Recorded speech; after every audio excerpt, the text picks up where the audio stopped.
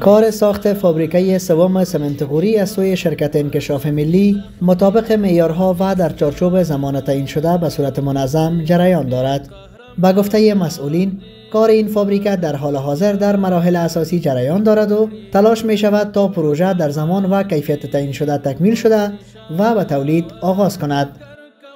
قسم که شما می‌بینید همین پروگرام‌های کندنکاری تهدابا و PCC و بخش فوتینگ یا تهداباش فاوندیشناش ادامه داره که فعلا کارهای ما در 7 ساختمان فعلا جریان داره که در 7 ساختمان ما کندنکاری ها را انجام دادیم.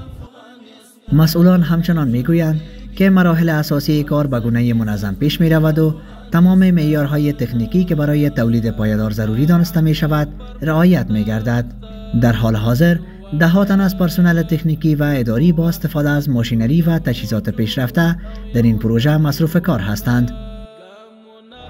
ما فعلا در جریان ریخت کانکریت PCC بلدینگ پریهیتر هستیم که در کنار از بلندینگ سیلو قرار داره که بلندینگ سیلو هم PCCش خلاص شده. فعلا کار فیکسینگ از او جریان داره و یک بلدینگ هپر بلدینگ ما موجا فاوندیشن از این قالب بندیش شده. در همین حال شماری از کارگران مصروف کار در این پروژه ابراز می کنند که با آغاز این طرح برای آنان زمینه اشتغال فراهم شده و با درآمد روزانه منظم وضعیت اقتصادیشان ثبات بهتری پیدا کرده است.